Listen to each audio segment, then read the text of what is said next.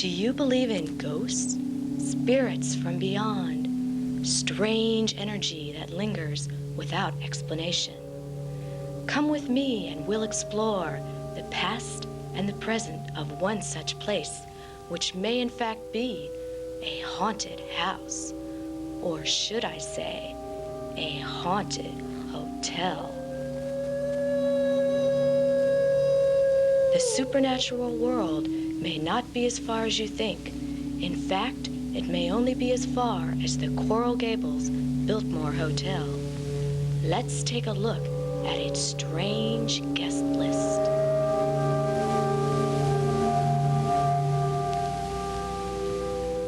The Biltmore Hotel began as the dream of George Merritt, the man who single-handedly created most of the now prestigious Coral Gables. The year was 1925.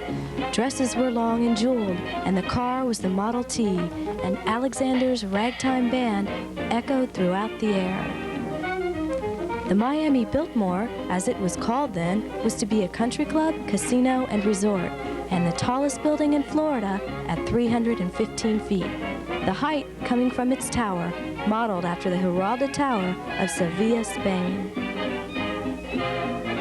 Ironically, the hotel's first link with superstition began with George Merrick's groundbreaking ceremony, coincidentally on Friday the 13th, March 1925, perhaps an omen of what was to come. The hotel opened 10 months later and attracted celebrities and the elite from all over the world. The Biltmore tempted the out-of-towners during the winter months by staging public events such as golf, tennis, beauty contests, dinner dances, horseback riding, and aquatic performances. It was Alexander Ott's lavish water shows at the Biltmore which drew the crowds, as many as 3,000 on a Sunday afternoon. We spoke to Jackie Ott, the boy wonder who starred in his father's water shows and lived on the 6th floor of the Biltmore for 13 years. One thing about the Biltmore, our water shows made the pool so popular and the hotel so popular that if a man was a millionaire, he'd enjoy all of the people that was around. Ott recalls a few of the big names who frequented the hotel, along with such celebrities as Governor of New York Alfred Smith, Babe Ruth, and Bobby Jones. Well, we had people like Bobby Jones and Sammy Sneed. We'd have Max Baer. We'd have all kinds of celebrities in boxing. Jack Dempsey, Gene Tunney. We had, so many people that came out there, and my dad would always introduce them as the celebrity that they were. Ott spoke of the Grand Tower, which not only housed magnificent suites, but also served as a secret hiding place for Ott and his friends. The 13th floor was the penthouse, and that was off limits to everybody. But somehow or other I'd get a bellhop that would take me up in the elevator and take me to the 13th floor and let me walk on up to the Copper Dome. And inside that Copper Dome, it was just a little cubbyhole of a place, and I'd have a clubhouse up there in that Copper Dome. While the 13th floor was off limits to little Jackie Ott, it was the place that drew gangsters to the Biltmore. The 13th floor became an area of secrecy and high-stakes card games, a speakeasy of the 1920s. It was during one such card game on March 7th, 1929, that the notorious Fatty Walsh was murdered.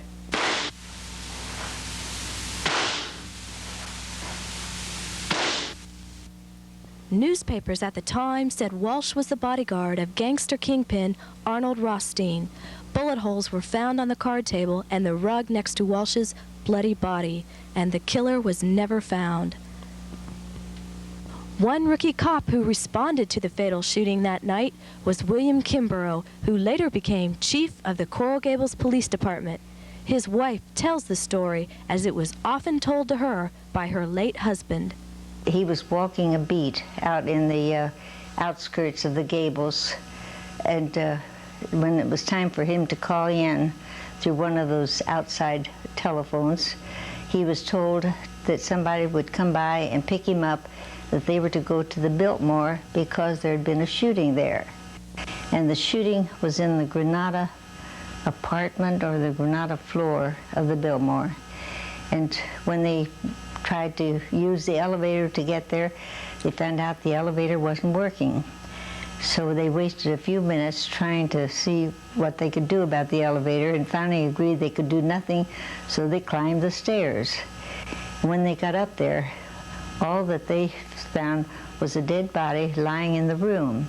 Everybody that had been connected with it had disappeared, and they were just left there with the body. The two police determined that the elevator had been put out of commission in order to give the people responsible for the murder time to get away. However, the Biltmore managed to survive the tragic shooting only to encounter the Depression of the 1930s, and steadily the Grand Hotel began to decline. In 1942, it was taken over by the government to serve as a training center for Marine officers. During World War II, the Biltmore Hotel became a hospital for the sick and wounded servicemen. This once elegant, luxurious hotel was transformed into a bleak and dismal institution.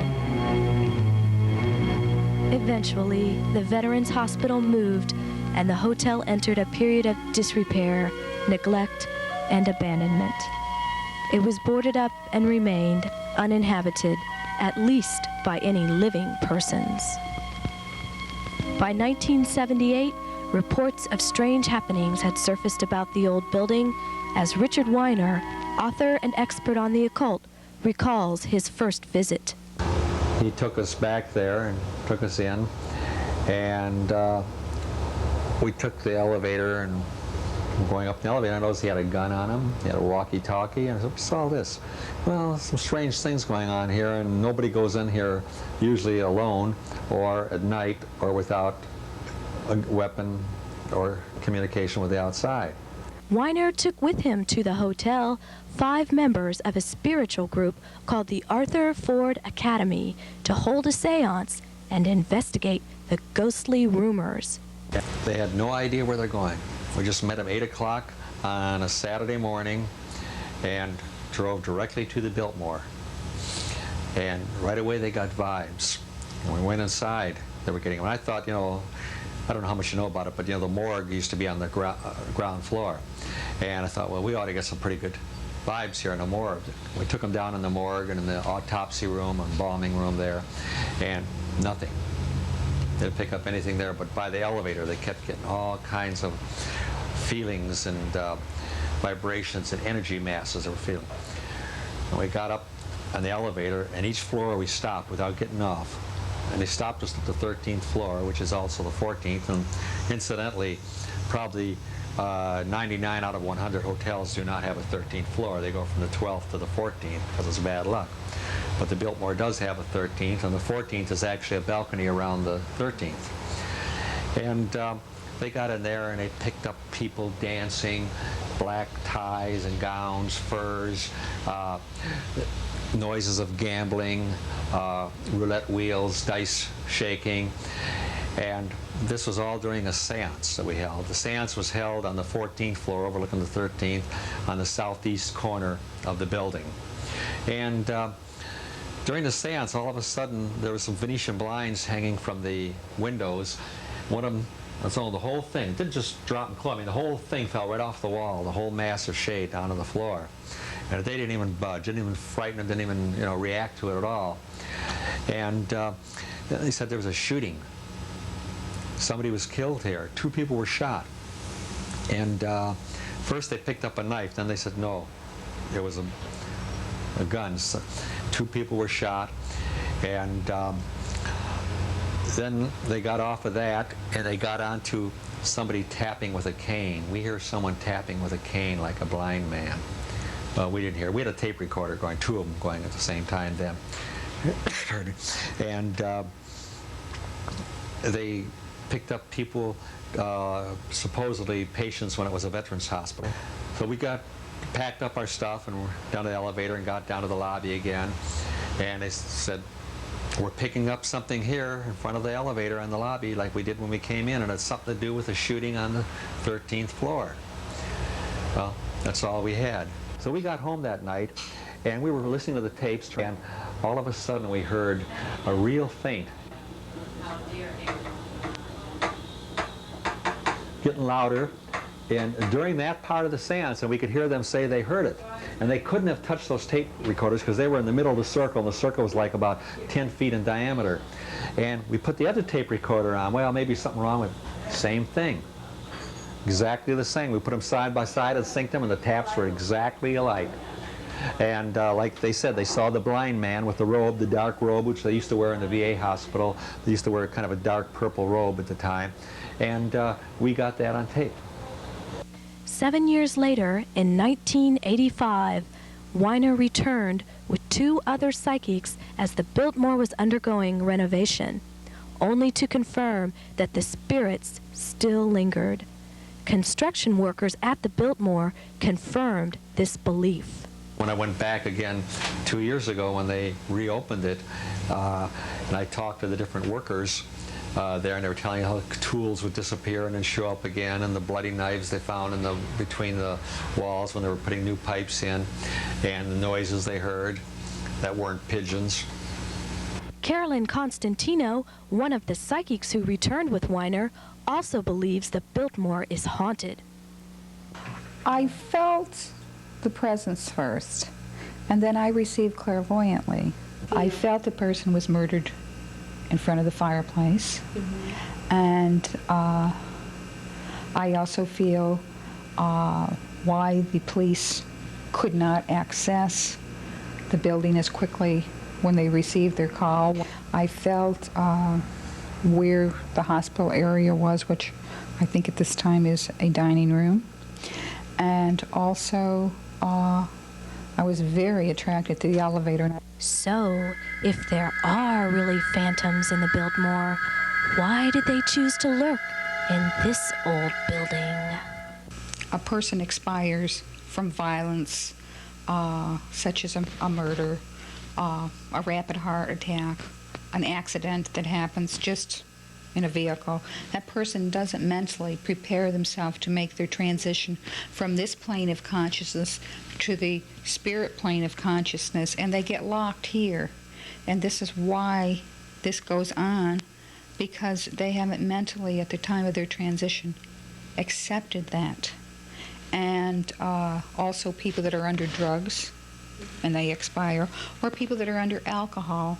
And being involved in a speakeasy operation, I'm sure that person was well wrapped in that type of chemical. And this is why this has remained. Also, people that are very medicated with even prescribed medicine, and they're unconscious, don't realize that they've made their transition. Another reason could be revenge. Somebody hell-bent on revenge. They were done in by someone or cheated by someone, and they decided they're not going over to the other side till they get that score settled. So there's any number of reasons why a person wouldn't want to go to the other side, and therefore they remain in this world.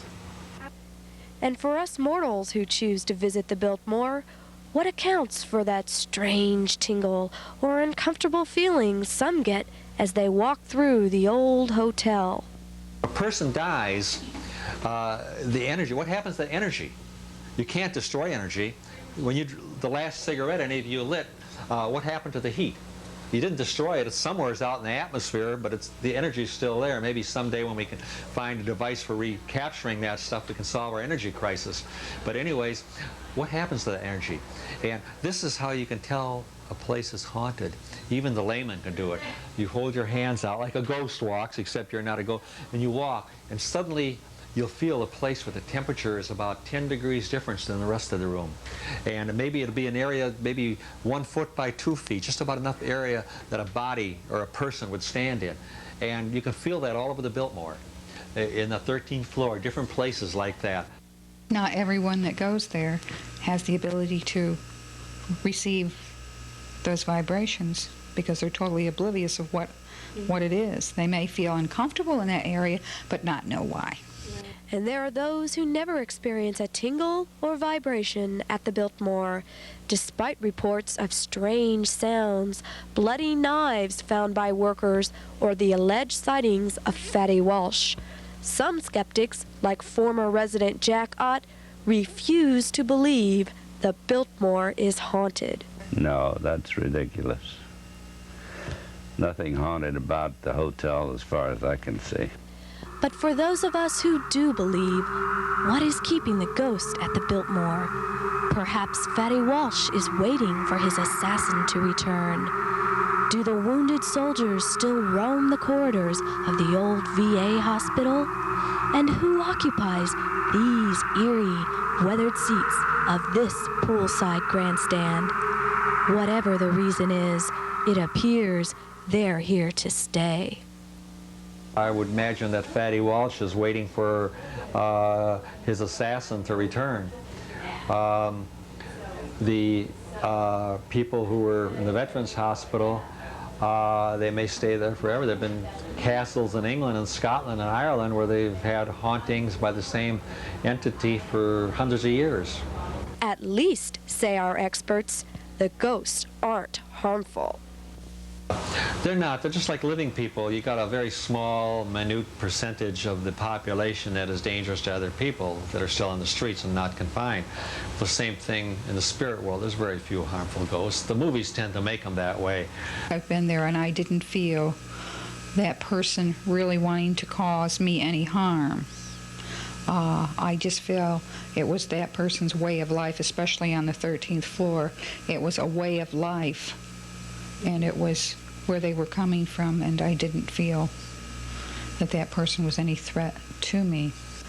Now, I have visited the hotel since it was completed, and it's beautifully done. It's a very fine place to dine. It's a dream. And beautiful it is, following a recent $50 million restoration, the hotel having come full circle since its beginning in 1926. In fact, when you visit the hotel, it's like a trip back to the roaring 20s. Going into the Biltmore Hotel in Coral Gables is like going back 50 or 60 years in time. You're going into another era, another time, another age of years gone by. You just get that feeling when you walk in there. You know, it's like a time machine going through that front door. Well, you've traced the tragic history of the hotel, uncovered the story of Fatty Walsh, and heard what the experts have to say. Now you be the judge. Is the Biltmore Hotel just another beautiful landmark in Coral Gables? Or is it really the home of many uninvited, invisible guests? You decide.